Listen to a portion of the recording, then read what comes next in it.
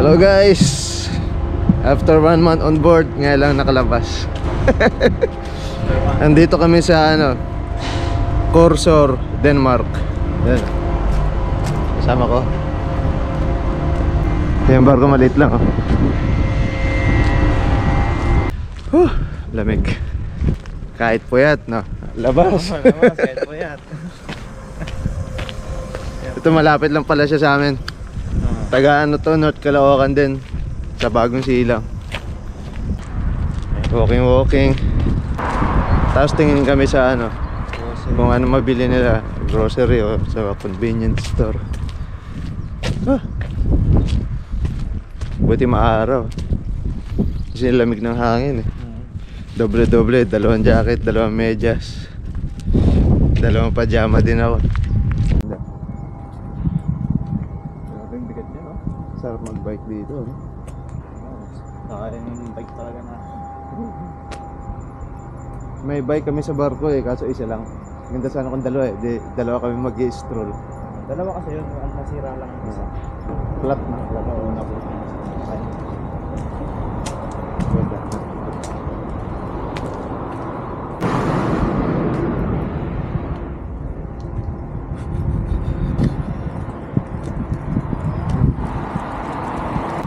Gala-gala sa Denmark. Kahit puyatan ng gwardiyahan, sige lang. Basta may opportunity, up, go. Let's go.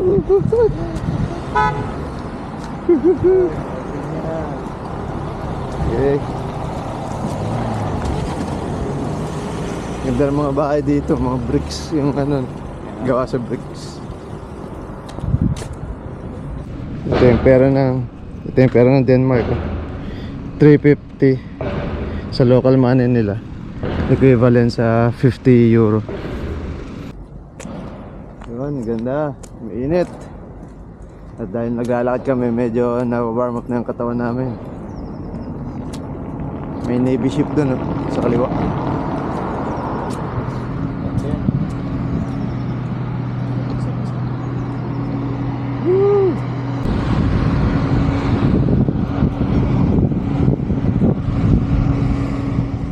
Museum.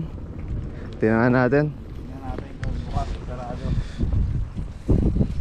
Sana bukas. Tsaka sana walang bayad. Kaya may ang puyat na yan. Kasi pagkatapos niyan, sasabihin mo, sayang, hindi ako nakalabas dun sa puerto na yan.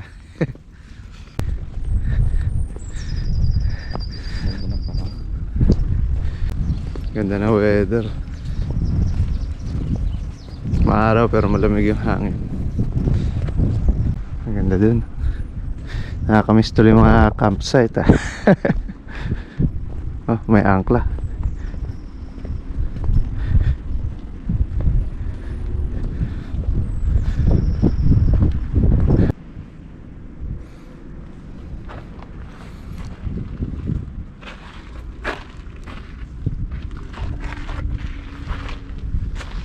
Angkla at saka propeller. Ano kaya ang history nito? Naalala ko yung sa yung Queen Elizabeth II. Naka-display propeller nila. Ano ba? Ano? Mukhang sarado. 1884 pagawa to Baka may mga renovation na rin yung konti. Mga repair. Yan. Sarap mag-picnic yan.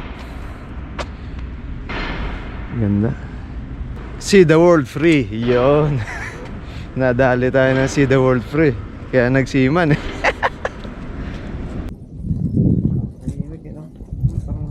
Kaya nga. Sa Pinas ka talaga nakatira, tapos pupunta ka dito. Boring, ang lungkot. Kumbaga, titiran lang talaga nila to. Siyempre sa umaga, tatrabaho sila. Sa gabi, pahinga.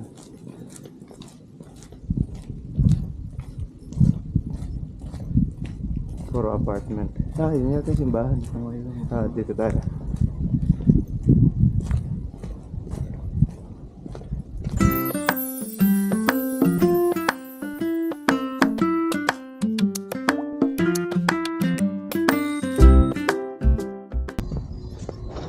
Cathedral. Yomer Konto. Tingnan natin kung maganda yung pwesto doon. Picture sa harap.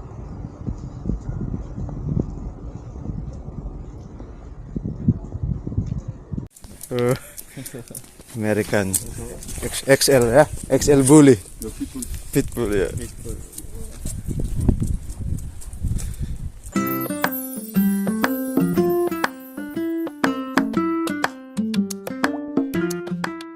Karamihang store dito, sarado pa. Time check 11. Sa atin, puro bukas na yan. Ayan na, mga restaurant, mga bar. Mamaya pa magbubukas yan. Oh, yan na. Tumunog na yung kampana. Ay, may playground.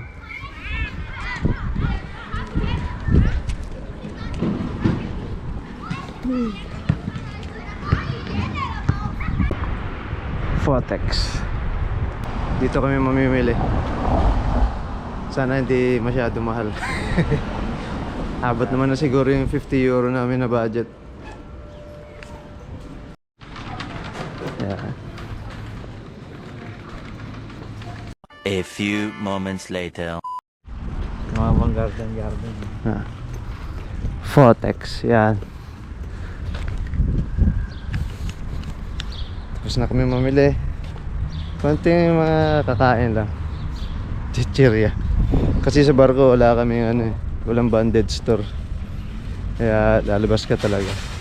Tagal din kami hindi nakakain ng chichirya. Kaya nga eh. Oo. Yan, yan.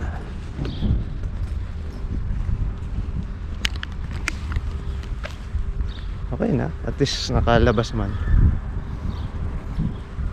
Paglakad-lakad na yun. Maganda yung makakalakad kayo, magiging normal na tao ka ulit. Kasi pag sa barko ka, puro bakal lang yung nasa paligid mo. Sarap maglakad sa sementado.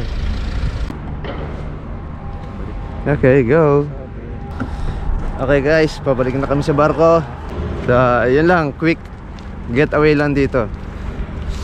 At least alam na namin kung saan kami pupunta sa susunod pag mamimili kami. After 1 month, nakalabas din. Corsor, Denmark. Corsor, Denmark. Whew! Nakaapak na sa lupa ng Corsor. Ito naman, si Ian. Ano na to? 3 months na, no? Oo, 3 months na. 3 months na, no? Pero halos sabay naman kami uuwi.